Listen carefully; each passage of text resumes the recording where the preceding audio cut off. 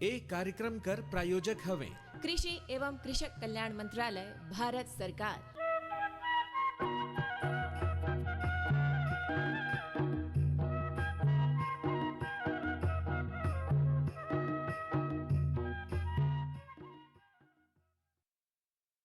किसानवाणी कार्यक्रम में हमरे पहुँचे। हाँ, तो मैं तो यही कहूँ कि हमारे जम्मू जो किसान भैया हैं, जो बहनियाँ हैं, सब जन ला जय जोहार और राम राम राम राम। बाकी देखिए आज दिन हवे मंगल, और मंगल दिन होते हेलो किसान वाड़ी। और आज है देखिए हमार फोन इन कार्यक्रम जो सजीव है, और हमारे जगह आज जो विशेषज्ञ है डॉक्टर प्रशांत कुमार शर्मा, वैज्ञानिक हमें बायोटेक्नोलॉजी बायोटेक लैब और कलेक्ट्रेट कैंपस अंबिकापुर से। तो मैं कहता हूँ नहीं कि आज जो है इनका लिए गोएठ जो हो ही नहीं, वो हमन घर और छत में बागवानी प्रबंधन और उद्यानिकी गतिविधि कर नवा तकनीक कैसे सीख सकता है, जिला हमने दे किचन गार्डन और टेरेस गार्डन कथी नहीं धीरे हमने कर गोएठ सुने ही, बाकी ये कैसे कर सकत हैं तेकर बारे में गोएठ हुई। तो सबले पहले तो भाई डॉक्टर प्रशांत कुमार शर्मा जो वैज्ञानिक हैं biotechnology biotech lab collectorate campus Ambikapur में, इनकर अपन स्टूडियो में बहुत बहुत स्वागत करत ही और जो हार करत है जी। हाँ। नमस्ते। तो सबले पहला सवाल यह है डॉक्टर साहब नहीं कि ये जो हमार किचन गार्डन और टेरेस गार्डन है यार कहाँ जात होते? ये एक नया तकनीक अब कहे शहरीकरण के कारण ये विकसित हुआ है। और गांव में तो पर्याप्त जगह बाड़ी और खेत होता है, पर जब शहरीकरण हुआ हम शहरों में बसने लगे तो बागवानी का जो शौक है वो मन में ही होता है। और जो बागवानी जो शब्द है, शब्द सुनते ही बाग होता है, बाग मतलब मन बाग बाग हो जाता है। तो शहरी क्षेत्रों में जगह की कमी जब होने लगी तो ताज़ा सब्जी और फल खाने की इच्छा तो मन में हमेशा होती है। तो इसी से एक नया इस शौक ने जन्म लिया जिसको आजकल टेरेस गार्डन या किचन गार्डन के नाम से जानते हैं। या ये कहें कि जगह की कम उपलब्धता के कारण जब हम अपने घर की छतों पर और घर के सामने जो थोड़ा जगह बचता है जिसको किचन गार्डन के रूप में अपन विकसित करते हैं, छोटा जो जगह होता है, तो इसमें उद्यानिकी तकनीकों के द्वारा सब्जियों की खेती घरेलू उपयोग के लिए या फलों की खेती और मसाले जैसे धनिया पत्ती हो गया, कढ़ी पत्ता हो गया, मेथी हो गया, ऐसे चीज़ों का आप जैविक तकनीक से, खास करके आजकल जो जैविक एक नई विधि चल पड़ी है उस विधि से छतों पर और अपने घर के गार्डन पे इसका जो खेती का जो तरीका है उसको आजकल किचन गार्डन या टेरेस गार्डन के नाम से जानते हैं। समय के साथ साथ ये एक शहरों में एक बड़ा स्वरूप ले लिया है और लोग अब इसको अपने घरों में, लगभग घरों में लोग इसको करना पसंद करते हैं। पहले क्या होता था कि हम घर के सामने 4 गमला या छत में 10-12 गमला रखते थे और फूल के ही शौकिया हम करते थे। परंतु आज ये उद्यानिकी का इस तकनीक ने लोगों का एक फोन आता है, फोन लज्जू के लिए थी। Hello Kisanwadi, hello Kisanwadi, hello किसानवाड़ी, कुछ तकनीकी कारण से नहीं जुड़ पा रहा है लगता है। बताते तो हैं एक शौकिया अब एक रूप ले लिया है और धीरे धीरे इसका बाजार भी अच्छा होते जा रहा है। उन्नत किस्म के आजकल गमले आने लगे हैं। पहले हम मिट्टी के गमलों में फूलों की खेती या फूल का उत्पादन करते थे। धीरे धीरे मिट्टी के गमलों ने सीमेंट का गमला का रूप ले लिया, फिर प्लास्टिक के गमलों का रूप ले लिया और आजकल कलर के गमलों के साथ साथ आजकल ग्रो बैग आने लगे। अपनी सुविधा के अनुसार छोटे से लेके मध्यम आकार के बड़े आजकल ग्रो बैग आते हैं। सही कौन सा रहता है? आपके शौक के आधार पर यह तय होता है कि हम गमलों का चयन कैसे करें। 5 प्रकार के गमलों का उपयोग आजकल टेरेस गार्डन या किचन गार्डन में करते हैं। अगर हम मिट्टी के गमलों की बात करें तो मिट्टी के गमलों के मैं सभी गमलों के फायदे और नुकसान की बात करूंगा आपसे। तो मिट्टी की गमलों की बात करें तो इसको उपयोग करना थोड़ा सा सावधानी पूर्वक करना पड़ता है क्योंकि फूटने की डर रहता है। दूसरा चीज, पौधों के लिए लाभदायक होता है, क्योंकि अतिरिक्त पानी अगर हम डालते हैं मिट्टी के गमलों में, जब हम टेरेस गार्डन करते हैं तो अतिरिक्त पानी डालते हैं तो मिट्टी में पानी सोखने की क्षमता होती है। तो एक फोन आता है जो एक ले थी। हेलो। हाँ, हेलो किसानवाड़ी। नमस्कार। हेलो किसानवाड़ी। हाँ, राम राम भैया, कौन हो, कहाँ ले बोला थी? राम राम भैया, मैं चंद्रभान रजवाड़े बात कर रहा हूँ, गांव अनुज नगर, जिला सूरजपुर, छत्तीसगढ़ ले। हाँ, तो देखिए भाई, आज तो डॉक्टर प्रशांत कुमार शर्मा जी ये बैठी ना है, तो लगी सवाल न रखे। डॉक्टर साहब मैं राम राम करना चाह रहा हूँ मैं। राम राम राजवाड़े जी। राम राम सर। और मोर सवाल ये रही कि पैरा मशरूम का होते और इला हमन अगर करे के चाही तो कौन हिसाब से कर सकते है, और करे ले अगर व्यावसायिक रूप से करी तो कितना हमन के लाभ मिल सकता है, का जानकारी मैं चाहत रहे। चंद्रभान जी, उत्तरी छत्तीसगढ़ जैसे जिसमें आपका सूरजपुर जिला भी है, अभी पैरा मशरूम के लिए फरवरी के बाद मार्च, अप्रैल, मई, जून, ये जुलाई, ये 4-5 महीना बहुत उपयुक्त होता है, क्योंकि पैरा मशरूम के लिए जो तापमान चाहिए रहता है वो हमको 30 से 40 डिग्री के आसपास रहता है, और जो नमी, जो आर्द्रता बोलते हैं, वो आपका 70 से 80% के आसपास होता है। तो अभी बहुत अच्छा फेवरेबल जो कंडीशन बोलते हैं वो आने वाला है। दूसरी तरह पैरा मशरूम नाम से ही है कि पैरा से ही इसकी खेती होती है, जो धान का पुआल जो बोलते हैं उससे ही इसकी खेती होती है, और इसका बीज भी आपके केवीके में, बायोटेक लैब में, सब जगह लगभग उपलब्ध होता है। तो ज़रूर आप अगर इसके व्यावसायिक खेती के बारे में करना चाहते हैं तो ज़रूर आप इसमें जा सकते हैं, क्योंकि इसमें कम तकनीक में ज़्यादा मुनाफा है और कम जगह पे ज़्यादा लाभ की बात करते हैं। तो बिल्कुल आप पैरा मशरूम की खेती को व्यावसायिक रूप से कर सकते हैं, और अगर आपको इसके बीज की जानकारी और इसकी खेती की तो हम कहाँ मिल सकता है, हमन से जानकारी है जी। अंबिकापुर में राज्य शासन का बायोटेक लैब है, कलेक्टेड कैंपस में। शासकीय समय में आप आ करके एक फोन आता है लगा आप। हाँ, हेलो किसानवाड़ी। हाँ भैया, नमस्कार। हेलो किसानवाड़ी। हेलो किसानवाड़ी। हाँ भैया, योगेश जांगड़े बोला था, हम तिरवा पांठा बेमेतर ले। हाँ, बताइए। ये किचन गार्डन में भैया जैसे कोई फल लगाना चाहते हैं, अमरूद वगैरह, तो ये संभव है क्या? बहुत अच्छा सवाल है योगेश जी आपका।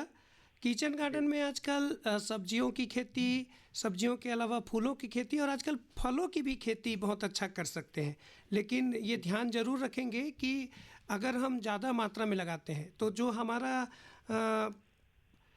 छत है उसकी स्ट्रेंथ क्या है, मतलब कितना मजबूत है, ये ज़रूर ध्यान रखें।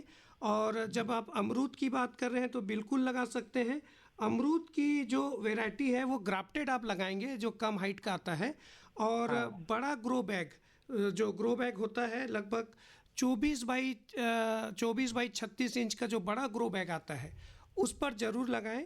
जब आप अमरूद किचन गार्डन में लगाने का प्लान कर रहे हैं तो ध्यान रखेंगे कि जो पॉटिंग जो मटेरियल होता है, मतलब जो मिट्टी भराई होता है, उसमें ये ज़रूर ध्यान रखें कि मिट्टी तैयार करते समय आप ध्यान रखेंगे कि 50% मिट्टी हो, उसमें 20% आप रेत मिला दें, 15% खाद, गोबर खाद या वर्मी कंपोस्ट उसमें मिलाएं, और आजकल नारियल का बुरादा जिसको कोकोपीट के नाम से हम जानते हैं, तो कोकोपीट मिलाएं, और 5% उसमें सरसों खली और नीम खली, ये बहुत अच्छा इसको मिक्स कर दें।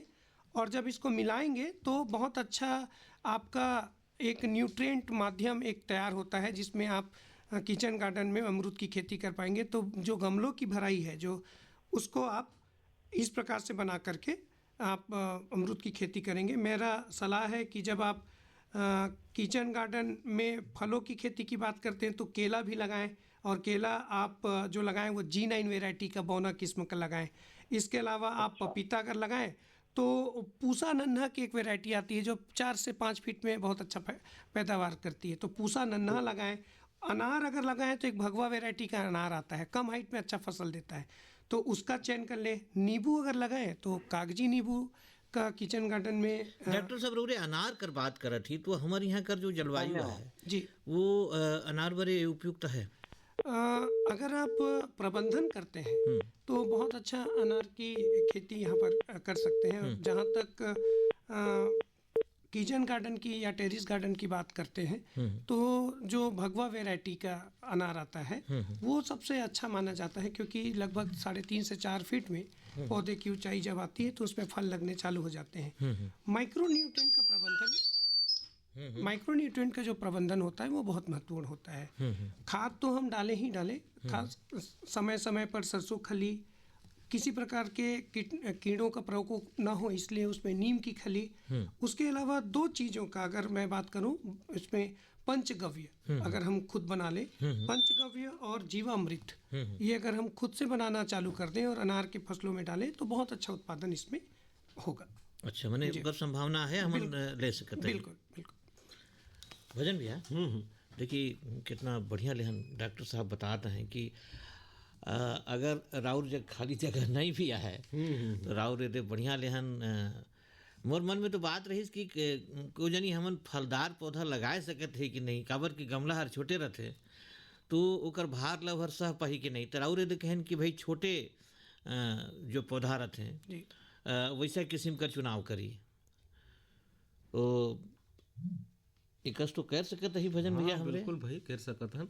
और देखिए हमार जो किसान भैया मन रहीन ओकर ले पहले चंद्रभान भैया कर रहीन, योगेश जांगड़े जी कर रहीन फोन और अपन समस्या कर समाधान पाइन नहीं अब फोन करीन ओकर बड़ धन्यवाद। हाँ डॉक्टर साहब, ये तो राउर किचन गार्डन कर बात करत है, टेरेस गार्डन कर भी बात करती है हमन, तो कहीं ओकर से अलग है जी। आजकल टेरेस गार्डन को जब हम चालू करें तो कुछ बातों का ध्यान रखना बहुत ज़रूरी है, क्योंकि सबसे पहले हम पौधे जब लगाते हैं तो सबसे पहले ये देखना पड़ेगा कि जो हमारा छत है उसका स्ट्रेंथ कितना है। और क्योंकि जो स्ट्रेंथ है उसके आधार पे हम पौधों का चयन और गमलों का चयन कर पाएंगे। तो सबसे पहले हम देख लें कि हमारा जो टेरिस है वो उसका स्ट्रेंथ कितना है। दूसरा चीज कि नमी ना आए, क्योंकि लगातार पानी देना पड़ता है और नमी आने से फिर सीलन आएगी तो घर में सीपेज आने का डर रहता है। तो दूसरा महत्वपूर्ण चीज है कि नमी का प्रबंधन हो जाए। तो आजकल नमी के प्रबंधन करने के लिए छतों की कोटिंग की जरूरत पड़ती है। और छतों की जो कोटिंग है और वो वैज्ञानिक रूप से अगर हम टेरिस गार्डन की बात करें तो छतों का वाटर प्रूफिंग की बात करते हैं, जिससे छत से पानी का रिसाव नीचे ना आए। फफूंद और नमी से बचाने हेतु उसमें अच्छे से कोटिंग कर दें। तो आजकल 3-4 प्रकार का कोटिंग होता है, चाहे वो लिक्विड डेक कोटिंग की बात करें, चाहे बिटुमिनस मेम्ब्रेन वाला कोटिंग की बात करें, और चाहे सीमेंट आधारित कोटिंग की बात करें। तो पहले छत का हम वाटर प्रूफिंग करवा लें, ये पहला चीज। दूसरा चीज एक फोन ऐसे हेलो किसानवाड़ी। हेलो किसानवाड़ी। हाँ भैया राम राम। और कौन रौरे कहाँ ले बोलत ही, परिचय ला बताई। हाँ भैया राम राम। कहब आवाज ढेरे कम सुनामत है। हालांकि सुनत है रौरे कर आवाज पहुंचत। हाँ भैया मैं ग्राम तारकेश्वरपुर से मधुसूदन प्रजापति बोलत रहें। हाँ मधुसूदन भैया राउर के बहुत बहुत स्वागत। और जैसा कि जो डॉक्टर साहब आई हैं वही जानकारी बताते हमन भी सुनत रहें मोबाइल एप्स के माध्यम से। तो बड़ा अच्छा जानकारी जो टैरिफ जो ये हर थोड़ा हमन भाई हमार जो गांव के किसान निमन हमार थोड़ा नया नाम लगा थोड़ा एकरे बारे में थोड़ा विस्तार से बताती। और जैसे पैरा मशरूम के बारे में भी, जैसे हमन तो जो गेहूं के जो कुष्टा होते उन्हें उगाती, लेकिन जो पैरा मशरूम के जो उन्हें उल्लेख करी है जो आज के जो विषय है तो ओकरे बारे में थोड़ा जानकारी बताती। मधुसूदन जी नमस्ते। बहुत अच्छा सवाल है। अभी पहले भी एक किसान ने इस बारे में जानकारी मांगी थी। तो आज हम लोग बात कर रहे हैं घरों में जो छतों में जो खेती आजकल करते हैं। आपके पास तो बाड़ी और खेत है, पर गांव में शहरों में लोगों के पास ये जगह की कमी के कारण आजकल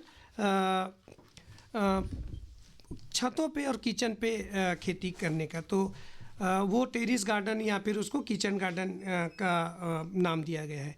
आपने सवाल कहा है कि जो आपका पैरा मशरूम है उसकी खेती की बात, तो जैसे नाम से ही जाहिर है कि पैरा से ही होगा ये ज़्यादा अच्छा।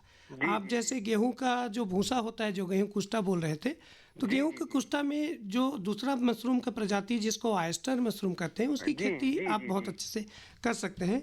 परंतु जो पैरा मशरूम है, जिसको पैडी स्ट्रा मशरूम कहते हैं, अभी उसके लिए हमारे सरगुजा और सरगुजा संभाग में उसके आने वाले मार्च, अप्रैल, मई, जून, जुलाई, अगस्त 4-5 महीने बहुत अच्छा वातावरण रहेगा।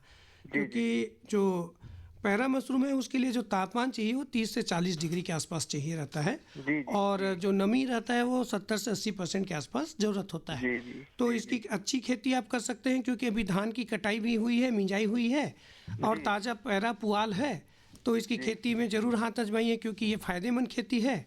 जहाँ तक इसकी बीज बीहन की बात करते हैं, स्पॉन की, तो जो बायोटेक लैब है आपके सरगुजा में कलेक्टेड कैंपस में, वहाँ पर इसका बीज शासकीय जो समय है उसमें आसानी से उपलब्ध रहता है, तो आकर इसका बीज लेकर आप खेती प्रारंभ कर सकते हैं। जी सर। एक ठन और फोन आता है, चला रहा फोन करें, बहुत बहुत धन्यवाद। Hello, hello Kisanwadi. हाँ भैया, हेलो किसानवाड़ी। Hello, hello किसानवाड़ी।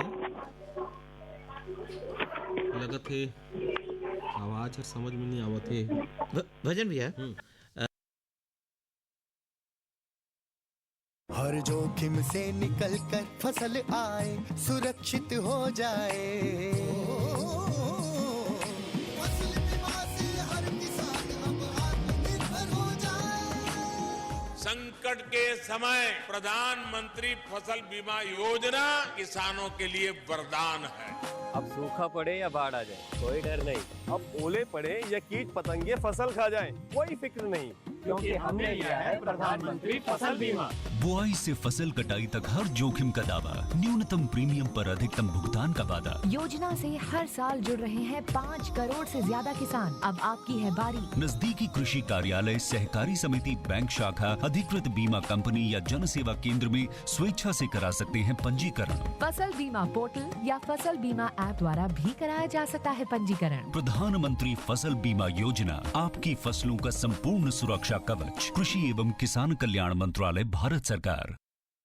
प्रधानमंत्री किसान मान धन योजना। मिलेगा पेंशन का सहारा, कृषक ना होगा बेसहारा। जुड़ेगा खुशियों से नाता, कटेगा सुख से बुढ़ापा। सुरक्षित होगा अन्नदाता, सुरक्षित होगा अन्नदाता। प्रधानमंत्री किसान मान धन योजना से लघु सीमांत किसानों का भविष्य होगा सुरक्षित। और 60 वर्ष की आयु से 3000 रूपए मासिक पेंशन होगी सुनिश्चित। 55 रूपए से 200 रूपए की मासिक किश्त देकर प्रवेश कर सकते हैं। 18 से 40 वर्ष तक के किसान इस अंशदायक योजना में सरकार देगी बराबर का योगदान। सभी किसान भाई बहन इस योजना के लाभ के लिए जन सेवा केंद्र में जाएं और अपना निशुल्क नामांकन कराएं। प्रधानमंत्री किसान मान धन योजना, अन्नदाता के परिश्रम को संबल, पेंशन से सुरक्षित उनका कर। कृषि एवं किसान कल्याण मंत्रालय, भारत सरकार द्वारा जनहित में जारी। देखिए डॉक्टर साहब, बहुत बढ़िया गोएट चलता है, और हमारे जो श्रोता भैया मन है वो मन नगद सवाल करता है, खासतौर पर पैरा मशरूम के बारे में ज़्यादा सवाल आता है। बाकी मैं जो सवाल करता हूँ। Hello, hello Kisanwadi. Hello Kisanwadi sir, मैं महेश्वर यादव ग्राम खलीवा से बोलता हूँ सर। नमस्कार। हाँ नमस्कार, राम राम, जय जोहार। राम सर। तो लगी भाई सवाल ना रखी दे, हमारे विशेषज्ञ महोदय बैठी न है। और आज का जो विषय है रौरे तो जानते ही कि घर और छत में बागवानी बनाना है, उद्यानिकी गतिविधि कर जो नवा नवा जानकारी है ओकर से संबंधित रौरे सवाल ना रखी। सर मैं उनसे पूछे थे डॉक्टर साहब से सर कि मशरूम की खेती करे में सर हम क्या कर सकते हैं, क्या स्तर पर सर? अच्छा जी हाँ महेश्वर जी नमस्ते। नमस्कार मैडम जी। मशरूम की खेती चाहे वो पैरा मशरूम है या ऑयस्टर की मशरूम की खेती है, आपके जो कृषि अवशिष्ट जो आपके घरों में है, जैसे पैरा का भूसा या गेहूं का भूसा, उसमें उन्नत तकनीक का जो बीज स्पॉन है उसका प्रयोग करते हुए तकनीकी रूप से आप मशरूम की खेती तो कर सकते हैं। और सरकार के द्वारा चाहे वो बायोटेक लैब हैं, कृषि विज्ञान उद्यान विभाग या लाइवलीहुड कॉलेज, इसमें इसकी उन्नत खेती के लिए प्रशिक्षण की निःशुल्क सुविधा भी उपलब्ध है। तो आप प्रशिक्षण भी प्राप्त करके इसको व्यावसायिक रूप से सीख सकते हैं। और चूंकि छत्तीसगढ़ का ये उत्तरी भाग है, यहाँ पर वातावरण साल भर लगभग सभी मशरूम, चाहे वो ऑयस्टर मशरूम हो, चाहे पैरा मशरूम, चाहे बटन मशरूम या फिर आपका मिल्की मशरूम, उसके लिए बहुत उपयुक्त होता है। तो आप इसकी खेती आसानी से कर सकते हैं, क्योंकि जो कच्चा माल जो मटेरियल होता है पैरा या भूसा, वो आपके पास आसानी से गांव में उपलब्ध है। और जहाँ तक इसकी दूसरी चीज़ की ज़रूरत होती है स्पॉन की, तो प्रयोगशाला में KVK में बायोटेक लैब में उपलब्ध होता है, तो बीज से आप इसकी खेती प्रारंभ कर सकते हैं। हाँ महेश भैया, सर एक बीज कहाँ मिले सर? अजीरमा कृषि नहीं, आप अजीरमा से भी ले सकते हैं, और दूसरा जो राज्य कार्यालय का जो बायोटेक लैब है कलेक्ट्रेट कैंपस अंबिकापुर में, वहाँ पर भी आप शासकीय जो समय है और वहाँ 10 से 5, 5:30 बजे के बीच, तो आप आकर के ले सकते हैं। ठीक। तो महेश भैया और फोन करें और एतेक सुगर सवाल के कर जवाब लगल पाएन। बहुत बहुत धन्यवाद राउर के। धन्यवाद सर। देखिए, अगर पहले हमन किचन गार्डन और टेरेस गार्डन के बारे में बात करत रहे, तो ओकर बर कहीं माटी कर तैयारी चाहे स्थान कर बात करी, तो ओकर बारे में भी कुछ सावधानी रखना चाहिए। हाँ जी, ये बहुत महत्वपूर्ण चीज़ है, क्योंकि ये नया चीज़ है और इसमें जानकारी भी बहुत ज़रूरी होता है। मैं जैसे चर्चा कर रहा था कि हमारी छत की कैपेसिटी देख लें, स्ट्रेंथ कितना है। दूसरा कि हम ये भी देख लें कि वाटर प्रूफिंग हो, ताकि नमी या सीलन से नीचे जो घर में रहने वाले उनको नुकसान ना हो। तीसरा चीज़ कि ये देखें कि सूर्य का प्रकाश आ रहा है कि नहीं। खास करके हम देखते हैं कि दक्षिण दिशा की मुंह की तरफ अगर किचन गार्डन का रखें तो बहुत अच्छा उसमें फायदा होता है। अच्छा। इसके अलावा लेआउट कर लें कि आप सब्जी की खेती कहाँ करेंगे, फलदार पौधों की खेती कहाँ करेंगे, फूलों की खेती कहाँ करेंगे। तो ये महत्वपूर्ण चीज़ होता है कि लेआउट कर लें। फिर सबसे महत्वपूर्ण चीज़ होता है पौधों का चयन, गमलों का चयन और पॉटिंग मटेरियल, मतलब जिसमें गमले से जिस मिट्टी की भराई होती है उसका चयन कर लें। खासकर हम देखते हैं कि जब हम किचन गार्डन या टेरेस गार्डन की बात करते हैं तो मिट्टी और खाद मिलाकर के भर देते हैं और पौधा लगा देते हैं, सोचते हैं कि बहुत अच्छा फूल आए, फल आए, और मन में हम कल्पना कर लेते हैं कि बहुत अच्छा खेती होगी। लेकिन अब ऐसा नहीं है। आपको जो पॉटिंग मटेरियल है, खास करके जो गमलों की भराई है, उसके लिए जो मटेरियल बनाना है, मिश्रण जो बनाना है, उसमें बहुत महत्वपूर्ण है कि आप अगर मिट्टी लेते हैं तो अगर लाल मिट्टी लेते हैं 50% मिट्टी आपको लेना है, और 50% मिट्टी लें, उसमें 20% रेत, मतलब सिंपल सी अगर बात करें कि 5 तगाड़ी अगर मिट्टी ले रहे हैं तो 2 तगाड़ी आपको रेत लेना है, और लगभग 1.5 तगाड़ी आपको केचुआ खाद या फिर सड़ा हुआ गोबर का खाद लेंगे, मतलब लगभग 15%। 10% हमको कोकोपीट, मतलब लगभग 1 तगाड़ी। कोकोपीट मतलब नारियल का बुरादा जो बाजार में मिलता है, पानी सोख के रखता है, नमी बना के रखता है। और 5% के आसपास, मतलब लगभग आधा तगाड़ी सरसों की खली और नीम की खली। सरसों की खली जो माइक्रो न्यूट्रिएंट है, अति सूक्ष्म तत्व, वो पौधों को तुरंत देना चालू करेगा। नीम की खली आपको कीड़ों से, फफूंद से आपको बचाएगा पौधों को। ये जितना चीज़ मैंने 5 चीज़ बताया, लाल मिट्टी हो गई, आपका रेत, वर्मी कंपोस्ट, कोकोपीट और खली, इसको अच्छे से मिला लें। मिलाने के बाद फिर गमलों की भराई करें। गमलों की भराई सीधा भरते हुए नहीं करें, लगभग गमलों को 5 से 7 इंच जगह छोड़ दें। और फिर उसके बाद दूसरा चीज़ होता है कि पौधों का चयन। गमलों का चयन तो हो गया, मिट्टी का चयन हो गया, तो गमलों के भी चयन में एक चीज़ महत्वपूर्ण हो जाती है कि आप सब्जी लगा रहे हैं, फूल लगा रहे हैं या फलदार पौधे लगा रहे हैं, तो तीनों के आधार पे गमलों का चयन करते हैं। तो आजकल बाज़ार में मीडियम साइज के, स्मॉल साइज के और एक्स्ट्रा लार्ज साइज के बड़े बड़े आजकल ग्रो बैग आ रहे हैं। 10 से 12 साल वो आसानी से उसमें फसल तैयार हो जाते हैं। तो उसमें ये मटेरियल को भरें और फिर उसमें टेरेस गार्डन में उसकी खेती प्रारंभ करें। देखिए, बड़ा सुगर जानकारी देता है कृष्ण भैया। बाकी ऐसा ना है कि भाई अभी समय में इनकर गोइट ला तो सुन के मैं देखता हूँ कि कम लागत और कम पानी और उत्पादन घलुक अच्छा। तो हमारे जो सुने वाला किसान भैया वही नहीं बनाए, वही जरूर ये दिशा में पहल करें। कैसे का कहती रहोगे? राउत तो ये ठीक कहती, बाकी देखी चटिक मैं फिक्राए हूँ। कैसे फिक्राए नहीं कर ले नहीं कि रे डॉक्टर साहब कहता है कि रे टेरेस गार्डन और वे किचन गार्डन ला हमरे कर सकते ही। बाकी देखिए वहू में तो रोग ब्याध और कीड़वा में लाग ही। हाँ भाई, तो कैसे करबो हमरे? तो आप बैठी ना है, सुगर जाना थे। हाँ तो 3 प्रकार के हम किचन गार्डन या टेरेस गार्डन में फसलों को लगाते हैं। तो इसको ऐसे समझते हैं कि सब्जियां और फूल और फलदार पौधे। और इसमें सबसे पहले अगर हम उर्वरक की सिफारिश की बात करें या कीड़ों से या दूसरे बीमारियों से बचाने की बात करें, तो अगर हम उर्वरक का या खाद का प्रबंधन सही कर लें तो हम इस चीज़ों से बच सकते हैं। तो अगर हम सब्जियों की जब खेती करें तो हर 15 दिन में किसान भाई या जो हमारे जो टेरेस गार्डन या जो किचन गार्डन करते हैं कि हर 15 दिन में अगर वर्मी कंपोस्ट का वो डोज दें और पंचगव्य, ये शुद्ध जैविक खाद है, मैं अभी बनाना भी बता दूंगा किसान भाइयों को कि पंचगव्य का हर 15 दिन में अगर वो प्रयोग करें तो किसी प्रकार से कीट व्याधि और उर्वरक के जो कमी है उससे बच सकते हैं टेरेस गार्डन से। दूसरा, जब अगर हम फल की खेती करें फूल की खेती करें तो अस्थि चूर्ण, जिसको बोन मील बोलते हैं, और नीम और सरसों की खली, ये अगर हम हर 30 दिन में मात्रा फूल के पौधों में डालते रहें तो बहुत अच्छा पैदावार और बहुत अच्छा फ्लावरिंग होगी। तीसरी चीज़ हम बोलते हैं कि जो फलदार बड़े पौधे हैं, खासकर कि पपीता, लीची भी लगा लेते हैं आजकल हम लोग, केला भी लगा लेते हैं, अनार भी, अमरूद भी, तो उसमें जीवामृत घोल का हम प्रयोग करें हर 20 दिन के बाद। तो अगर इन उर्वरकों का प्रबंधन हम करते हैं तो आसानी पूर्वक हम जो न्यूट्रिएंट या पोषक तत्वों की भरपाई कर सकते हैं और किसी भी प्रकार के जो फफूंद जनित या जीवाणु जनित जो रोग लगते हैं उससे अपन बच सकते हैं।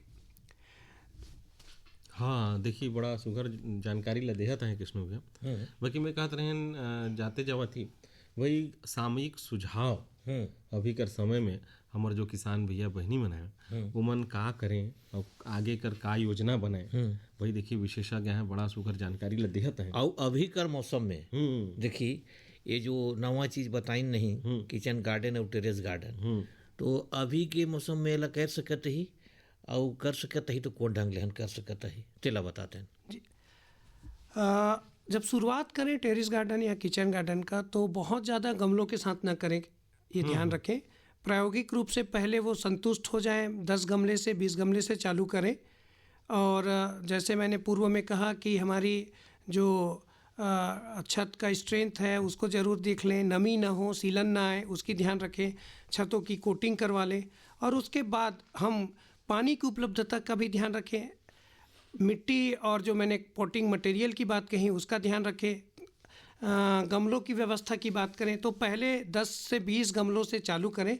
और मेरा सुझाव है कि टेरेस गार्डन की शुरुआत धनिया पत्ती, मेथी, लाल भाजी, मूली, पत्ता गोभी, फूल गोभी, ऐसे जो तुरंत परिणाम देने वाले, फल देने वाले हैं, ऐसे सब्जियों की खेती से करें, उससे मन में उत्साह बढ़ता है जी। और फिर मन में भाई सुन के उत्साह बढ़ता जी कि उत्साह आता है कि ना ये मेरे से हो गया। और उसके बाद फिर फूल में जाएं, और जब सब्जी और फूल जो कम अवधि वाले हैं उससे अगर आपके मन संतुष्ट हो तब फलदार पौधों में, बड़े पौधों में जाएं। फिर इसको रोटेशन करते रहें और इसमें जो आवश्यक, जो मैंने सावधानी कहा उसका भी ध्यान रखते रहें कि समय समय पर नीम खली, सरसों खली या वर्मी कंपोस्ट का या जीवामृत जो हम बनाते हैं या हम पंचगव्य जो बनाते हैं उनका प्रयोग हम करते रहें।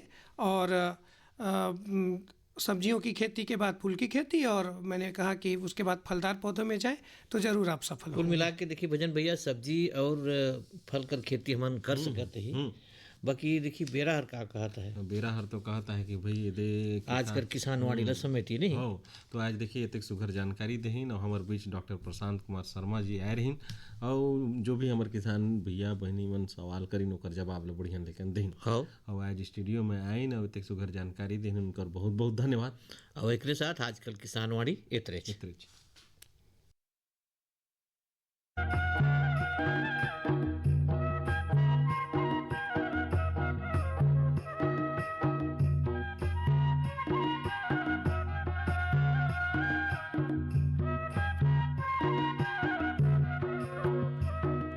कार्यक्रम कर प्रायोजक रही कृषि एवं कृषक कल्याण मंत्रालय, भारत सरकार।